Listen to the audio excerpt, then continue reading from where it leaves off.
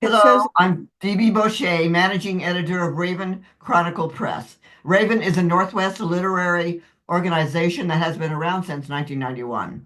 This is a years-long series called Raven Chronicles Banned Books Project.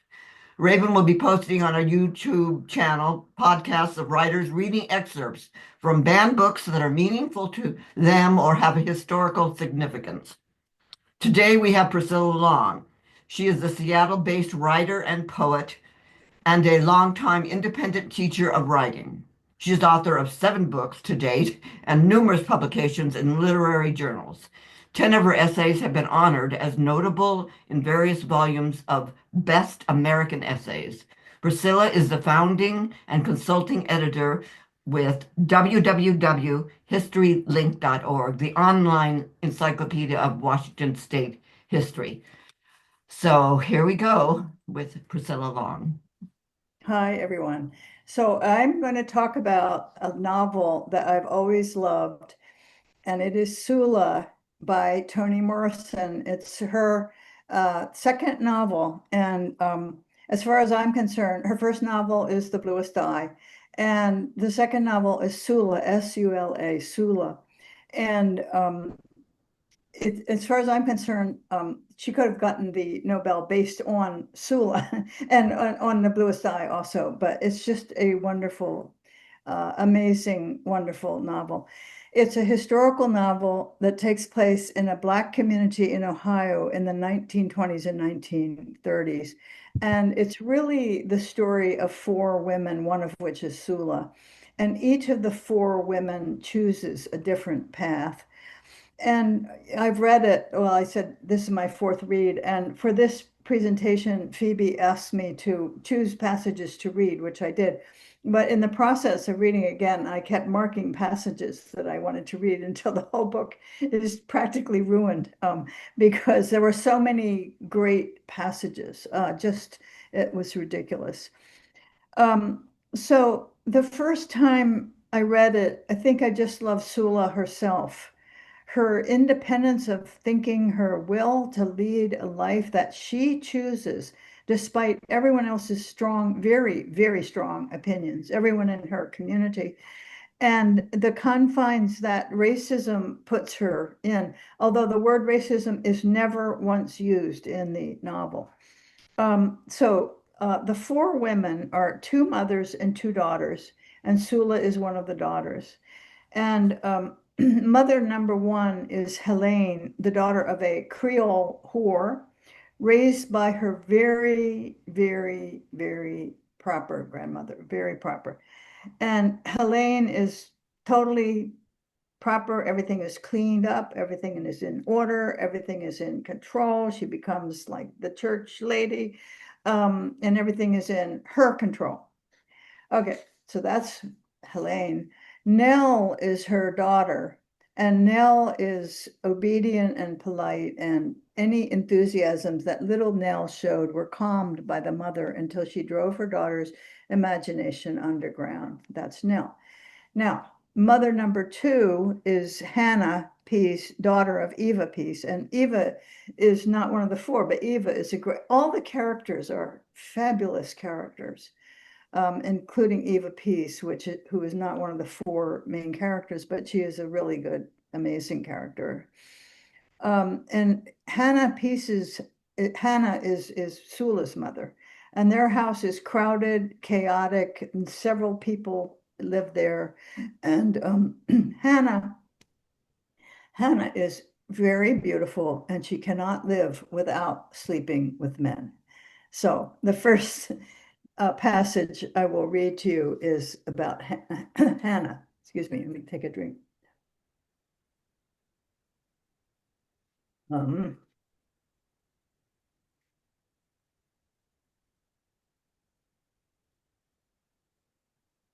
Here's the book, Sula. Hannah simply refused to live without the attentions of a man. And after Ricus's death, Ricus was her husband, died early on, had a steady sequence of lovers, mostly the husbands of her friends and neighbors. Her flirting was sweet, low, and guileless, without ever a pat of the hair, a rush to change clothes, or a quick application of paint. With no gesture whatsoever, she rippled with sex. In her same old print wraparound, barefoot in the summer. In the winter, her feet in a man's leather slippers with the backs flattened under her heels. She made men aware of her behind, her slim ankles, the dew-smooth skin, and the incredible length of neck. Then the smile eyes, the turn of the head, all so welcoming, light, and playful. Her voice trailed, dipped, and bowed. She gave a chord to the simplest words. Nobody, but nobody could say, "Hey, sugar," like Hannah. When he heard it, the man tipped his hat down a little over his eyes, hoisted his trousers, and thought about the hollow place at the base of her neck. And all this without the slightest confusion about work and responsibility. While Eva is upstairs, the mother, Hannah and Eva live together. While Eva tested and argued with her men, leaving them feeling as though they had been in combat with a worthy, if amiable, foe, Hannah rubbed no edges, made no demands, made the man feel as though he were complete and wonderful just as he was. He didn't need fixing, and so he relaxed and swooned in the Hannah light that shone on him simply because he was. If a man entered and Hannah was carrying a coal scuttle up from the basement, she handled it in such a way that it became a gesture of love. He made no move to help her with it simply because he wanted to see how her thighs looked when she bent to put it down, knowing that she wanted him to see them too. So that's Hannah. And of course, the book was banned because here's a woman who is in charge of her own sexuality. So, um, um, so let's see. And by the way, so the men characters in this novel are just wonderful too, and the use of language, the sentences, the metaphor, the use of metaphor, it's just amazing. I have a How to Write book, The Writer's Portable Mentor, in which there's a section on how to repeat. And here's how to repeat. Now, this is one of actually, the book opens with Shadrach. I don't want to tell you, of course, the whole plot and whatever happens, but it's really about the friendship between these two girls who grow up who are very different from each other, but who are very attached to each other and who grow up together. But Shadrach opens the book. He's a young man. He's like, I think 21 or 22, and he is shell-shocked. We would say PTSD from the war. It was the Great War, World War I. And he's spent a year, and there are very graphic scenes in here about the battle, which I won't read. But it's like war is horrible. And so why put a little cloth over that? But anyway, and he's shell-shocked. He had spent a year in a hospital, and now the hospital has thrown out most of the people, and he has this hallucination. He's just not together, not well, and he has a hallucination about that his hands are huge, so he won't look at his hands. So that explains something in this. But this is how to repeat. 22 years old, weak, hot, frightened, not daring to acknowledge the fact that he didn't even know who or what he was, with no past, no language, no tribe, no source, no address book, no comb, no pencil, no clock, no pocket handkerchief, no rug, no bed, no can opener, no faded postcard, no soap, no key, no tobacco pouch, no soiled underwear, and nothing to do. He was sure of one thing only, the unchecked monstrosity of his hands. He cried soundlessly at the curbside of a small Midwestern town, wondering where the window was and the river and the soft voices just outside the door. Wow. A very sad Wow. Wow. character. Um, and so, and then I want to read a final passage on Nell and Sula. Let me see here, page 52, 53. But I could almost open any page, no, and read it to you. So, but you have to really, you must read this book. It's just, it is, like I said before, it is one of the great American novels. So Nell Wright and Sula Peace were both 12 in 1922, wishbone thin and easy-assed. Nell was the color of wet sandpaper, just dark enough to escape the blows of the pitch black truebloods and the contempt of old women who worried about such things as bad blood mixtures and knew that the origins of a mule and a mulatto were one and the same. Had she been any lighter skinned, she would have needed either her mother's protection on the way to school or a streak of mean to defend herself, and Nell did not have a streak of mean. Sula was a heavy brown with large, quiet eyes, one of which featured a birthmark that spread from the middle of the lid toward the eyebrow, shaped something like a stemmed rose. It gave her otherwise plain face a broken excitement and blue blade threat, like the keloid scar of the razored man who sometimes played checkers with her grandmother. The birthmark was to grow darker as the years passed, but now it was the same shade as her black eyes, which to the end were as steady and clean as rain. Their friendship was as intense as it was sudden. They found relief in each other's personality. Although both were unshaped, formless things, Nell seemed stronger and more consistent than Sula, who could hardly be counted on to sustain any emotion for more than 3 minutes. So anyway, Wow. and so it just goes on, but it's so absorbing. I sometimes I wonder, how did Toni Morrison learn how to do this amazing stuff? It's like I don't really know, but it's just Well, it's a you're a writer and a poet. I mean, you've been doing this for, I don't know, how long have you been writing?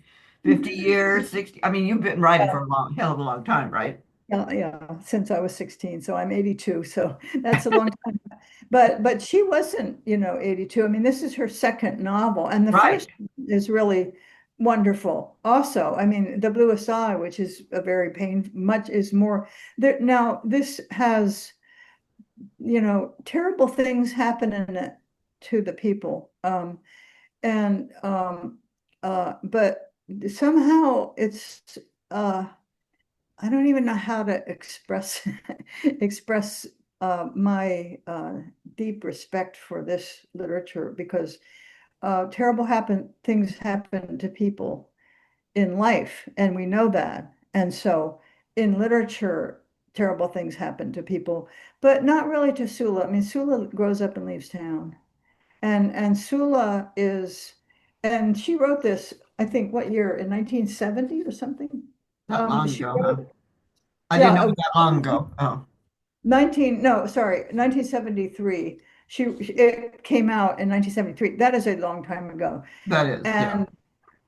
And the second women's movement or whatever was definitely afoot, but the Right. kind of the subtlety and the bond between these two girls, and they grow up to be young women, and how they protect each other, and then they have a break, and I won't, I'm not going to tell you the whole plot, but But obviously she personally had attachments like this. I mean, she must have. You can't just make this up whole cloth, you know. yeah, I mean, I guess so, but I mean, Yeah, the literary I mean, she put the four women, the four main women, although there are other main people too, who are Right. very, very well portrayed. I mean, just like, whoa, it's like you're walking into this community and they become your people, sort of. That's what Wow. literature is about, you know. Wow.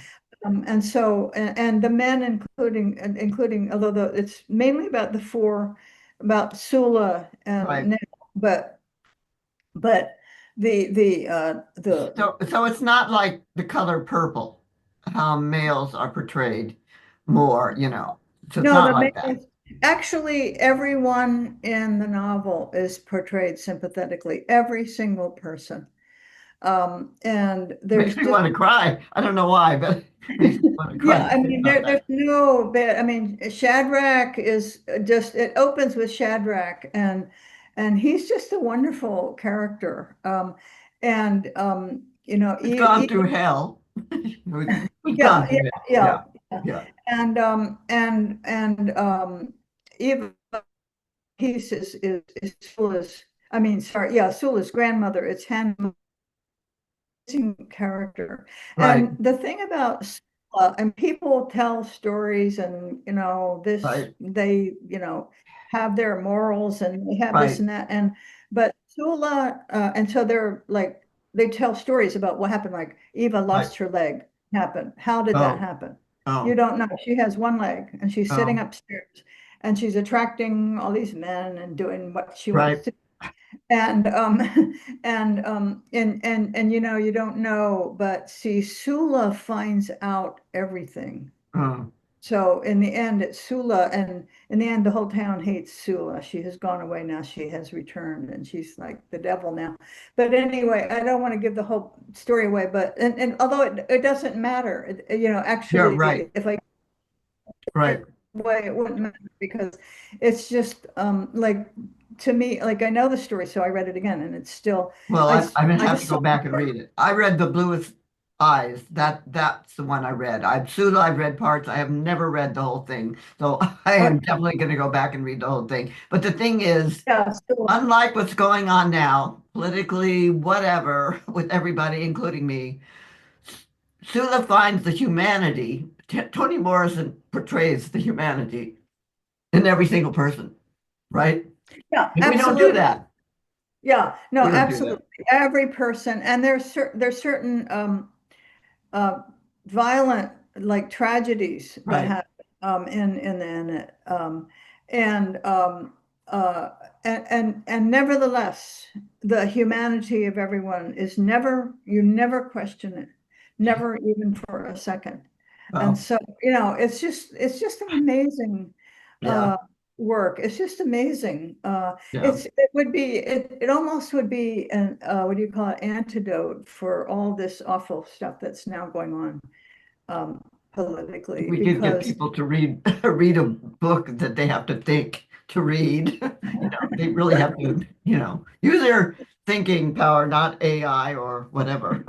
right. Any- Although, no, it doesn't take much think. I mean, you know what fascinated me about this fourth read, and I mean, Yeah, like I said, I read it three times before. right, right, I think the first time I read it, I loved the story, I loved Sula, and I must have missed most of it, because it's like, these amazing scenes and the amazing things that happen, which I won't, I'm not going to tell you the different, like, turning points are different. I mean, just as a, writer, to right. look at the turning points in the novel. I mean, there's not 1 second of, this is boring. And there's not a second of ennui when you're reading this novel. Yeah, It's yeah. page after page after page. Oh, It's just like amazing. So anyway, read it. It's I'm I'm gonna get a copy from the library right away. Thank you, Priscilla. You're I welcome. love you, and thank you for doing this because it was very meaningful. Yeah, yeah, yeah. I mean, if I could get one person out there, well, aside from you, to read it, Again, yeah, one more person out there to read Sula, it's just a gift. It's a gift to American literature. I mean, why is it banned? I mean, come on, people. It's like, what? It really, it's, Well, a Blue Asides has a violent rape scene in it. So that's probably why it was taken out of a lot of the libraries, high school reading or whatever. The one thing I will have to say, maybe the reason I'm so keen on doing this banned book thing, because when I'm not as old as you, but I'm 77. And when I went to my biggest thing every week was going to the public library in Long Beach, California. And my mother just dropped me off. I went in there. At that time, there was no labels on sections, nonfiction, fiction. There wasn't lesbian fiction, whatever. There was everything was just nonfiction, fiction, whatever, right? So I yeah. just picked out every book that I thought had an interesting title. I didn't Mhm. care if it was written by male or a female, whatever. A lot of them, most of them were male at that time, and I always picked English authors like Somerset Maugham for some reason. But That's anyway, what I you know, did um, he's too. he was my favorite writer, at the time. But anyway, the thing is to get people to read, just, read books. Yeah. That's I the mean, problem. I think we have segregated books too much. We just have to get out there, send your kids to the library, just let them read what they want to read, right? no book of any kind has ever hurt me. No, Right. no book, not No, not a single. no. And the wealth of our literature, Right. and I wonder. I have no idea. Like, do the people who ban books, have they read Sula? I probably not, but I don't know. Probably a I sentence have or two, a paragraph maybe a paragraph. yeah, Or somebody exactly. said you shouldn't read this book. Your kids should not read this book because it's going to give them these ideas because you are your only book that you get thinking from is the Bible or whatever, right? Yeah, So that kid cannot think outside those parameters of this, book. yeah, yeah. And So the that's the Bible thing. has violence in it, by the way.